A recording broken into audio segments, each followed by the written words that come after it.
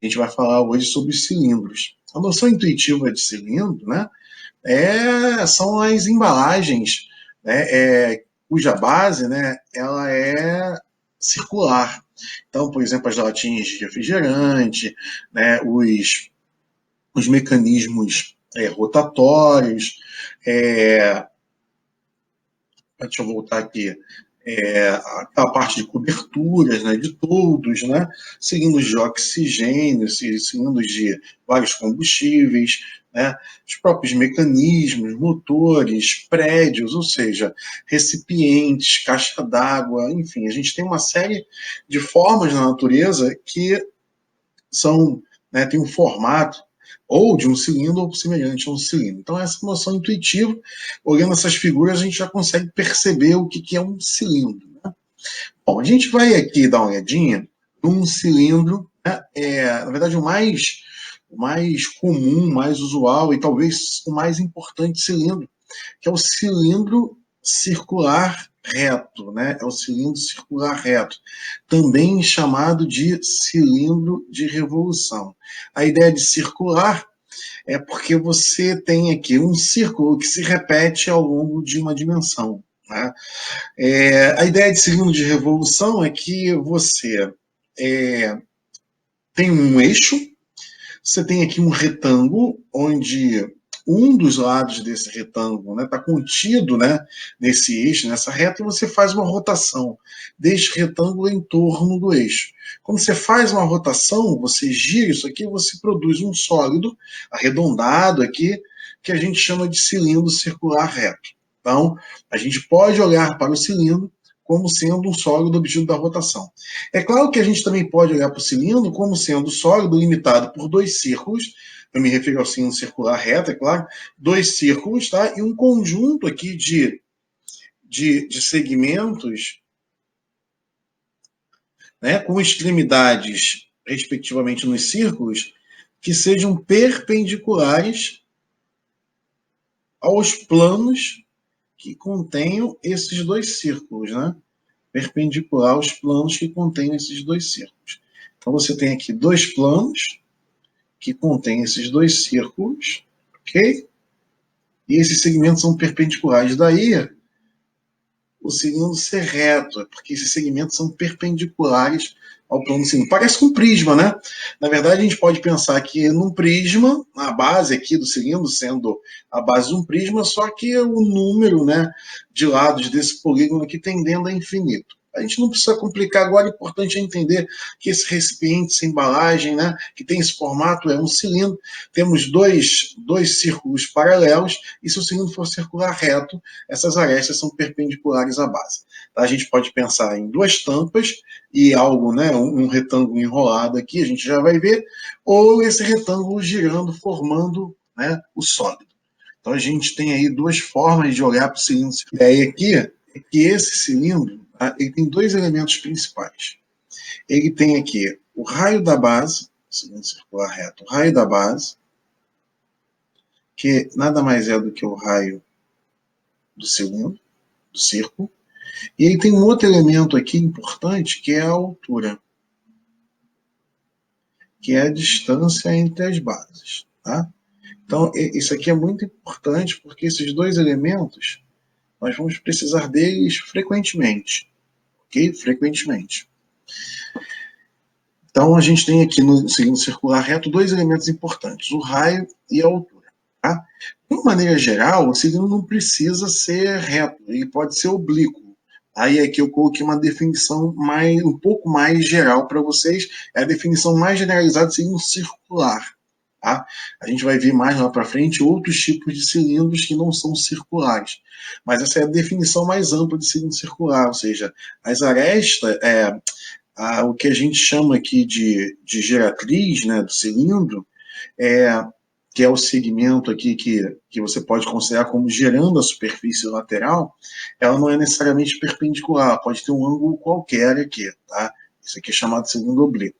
Funciona a mesma coisa para o prisma, né? Por isso que eu disse que cilindro é praticamente uma extensão do prisma. Tem alguns detalhes diferentes, né? Então o cilindro aqui vai ser o sólido, formado pela reunião de todos os segmentos de retas, Paralelos a uma reta inicialmente dada, né, que forma um ângulo com um plano, é a união de todos esses segmentos aqui na superfície, né, que são paralelos a essa reta e cujas extremidades estão, né, respectivamente em cada uma das bases. Bom, aqui também tem uma coisa muito importante, que é como é que a gente faz para medir áreas, né, no prisma. A gente no prisma, a gente tinha que a área total era a área lateral, mas 2 vezes a área da base. No cilindro é a mesma coisa. Qual o cuidado que a gente tem que tomar aqui? É que no cilindro, né, como a base é cilindro circular reto, né, como a base aqui é um círculo, observe você que a lateral desse cilindro aqui, né, vai ser um retângulo, cuja altura é a própria altura do cilindro, se for reto, né, que é o nosso caso, e cujo comprimento aqui da base desse retângulo é o comprimento da circunferência. Por quê? Porque essa dimensão, esse segmento aqui que vai enrolar a circunferência, ou seja, o comprimento da circunferência vai ser igual à base desse retângulo. Então, o que a gente tem aqui?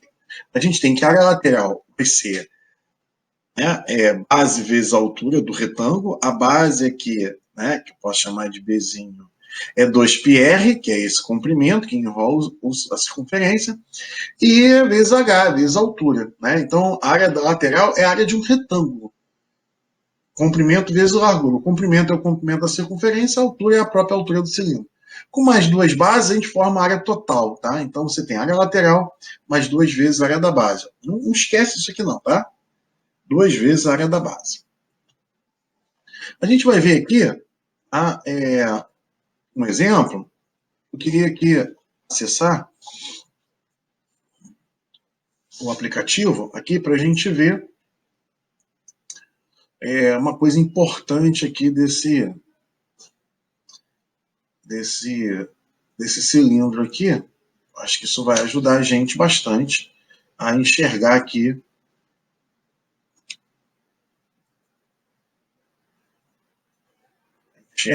o que está acontecendo. Vou ver se agora vai.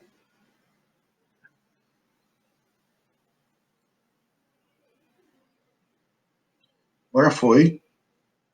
Então, eu quero chamar a sua atenção aqui o seguinte fato. Tá?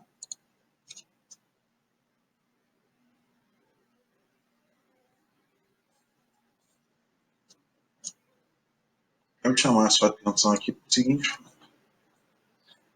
A gente tem aqui cilindro. Observem vocês. Vou me posicionar aqui. Eu queria chamar a sua atenção para esse movimento aqui. Olha só. Olha só. Está vendo por que o comprimento do retângulo, da base do retângulo, né? O comprimento aqui desse retângulo, ele é exatamente o comprimento da circunferência, 2πr. Olha o símbolo fechando. Vou fazer bem devagar aqui para você. Planifiquei as tampas, planifiquei a lateral do cilindro. Agora eu vou partir da planificação para formar o sólido. Mais uma vez. Então, observe que essa extensão toda aqui, ela vai desenvolver a circunferência, ou seja, o comprimento da circunferência vai ser igual ao comprimento da base desse retângulo. E a altura é a mesma, né? A altura é a mesma. E aí, como é que a gente calcula a área lateral? Eu vou fazer aqui um exemplo, né? Com um cilindro aqui com altura 5 e raio 2, tá? Então, a área lateral vai ser 2πr vezes h. 2 vezes π, eu estou aqui usando a aproximação 3,14, tá? Vezes o raio, que é 2, vezes 5. E aí, multiplicando tudo, vai dar 62,8. Se aqui fosse em centímetros, seriam centímetros quadrados. Isso aqui é a área lateral, 2πr vezes h. A área total vai ser aqui 2πr vezes h, que a gente calculou aqui, mais 2 vezes a área da base, que é πr ao quadrado, onde o raio é 2. Tá? Então, a gente vai ter aqui 2πrh, nós já calculamos, 62,8, e aqui é 2πr quadrado. Cuidado, a área do círculo não é 2πr ao quadrado. A área do círculo é πr ao quadrado. Ela está aqui multiplicada por 2, porque são duas bases. Eu quero calcular a área total, né? Lembrando que esse cilindro tem tampa e tem fundo, tá? Somando as duas, a área lateral mais duas vezes a área da base, eu chego aqui à área total desse prisma, desse cilindro. Tá? Então, essa é uma informação muito importante sobre o cilindro. Em que tipo de situação a gente usa a área lateral, a área total do cilindro? Quando a gente quer construir embalagens, entendeu? E aí você precisa usar materiais para formar aquele sólido, aquele objeto que tem o formato do cilindro. Latas, tonéis, barris, né, manilhas, enfim, uma série de situações onde você precisa formar cilindro. Por exemplo, aqui eu tenho uma garrafa, né, que até determinado ponto ela tem um formato aproximado aqui de um cilindro. Depois aqui afunila. O volume é igual ao do prisma. Área da base vezes altura. O princípio é o mesmo, a ideia de usar o princípio de Cavalieri é a mesma, tá? A ideia de comparar dois sólidos, né, levando em consideração se as fatias aqui têm o mesmo tamanho, ou seja, têm a mesma área, e as alturas são iguais, os volumes são iguais. O bloco a gente já sabe que é a área da base vezes a altura. Se você constrói aqui um cilindro com a área, né, cuja área é igual à área, por exemplo, desse quadrado, você vai poder calcular o volume desse cilindro da mesma forma que você calcula o volume desse bloco retangular. Né? A ideia do cilindro que tem uma base aqui que se repete é que permite isso. O volume, portanto, do cilindro circular reto, isso é muito importante que se diga, tá? Cilindro circular reto,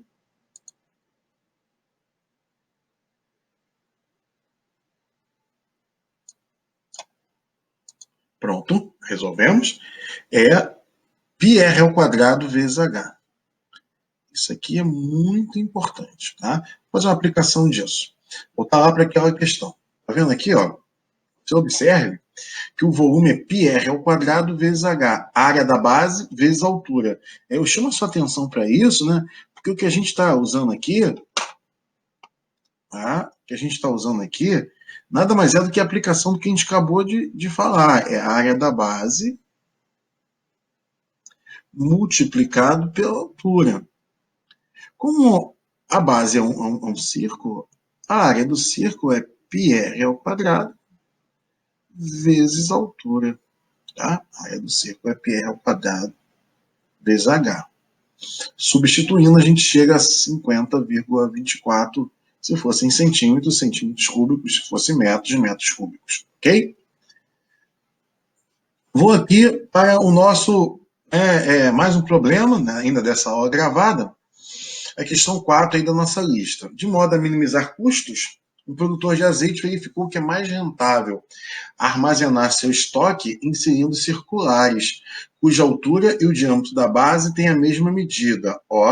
Ele percebeu que vai armazenar em cilindros cuja altura e o diâmetro têm a mesma medida.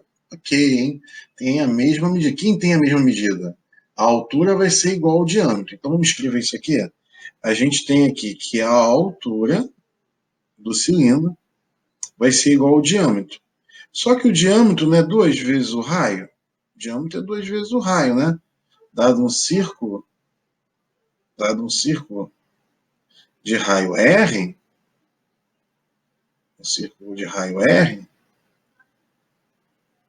o diâmetro aqui é 2 vezes o raio. Esse aqui é o diâmetro. Tá? Qual a capacidade total? A palavra capacidade está associada a volume. Então, qual o volume total do armazenamento desse reservatório? Bom, o volume é área da base vezes altura, πr ao quadrado vezes h. Π é 3,14, ele aqui não colocou, tá? Não pediu sim, aqui, ó, daqui, ó. Pediu para adotar 3,14. Por isso que você não tem as respostas em função de π. tá? Vezes R ao quadrado. Aí você diz, bom, o reservatório tem 1,5 metros, né, de raio. Então, assim, ele está dizendo que o raio é 1,5 e a altura aqui, que é a outra informação que eu vou precisar, é igual ao diâmetro. É igual a 2 vezes o raio. Então a altura vai ser igual a quanto? 3 metros. Substituindo aqui, ó, essas duas informações, eu obtenho πr ao quadrado vezes altura, 3,14 vezes 1,5 ao quadrado vezes 3. Tá? Fazendo essas contas aí vai dar 21,195 metros cúbicos. Qual cuidado você tem que tomar aqui? Que é a resposta em litros. E aí você tem que lembrar das aulas anteriores, lembrar que 1 metro é igual a 10 decímetros. O que decímetro tem a ver com a história? Porque a definição de litro é igual a 1 decímetro cúbico. Então, 1 metro cúbico é igual a 10 decímetros cubo. Ou seja, é igual a 1.000 decímetros cúbicos.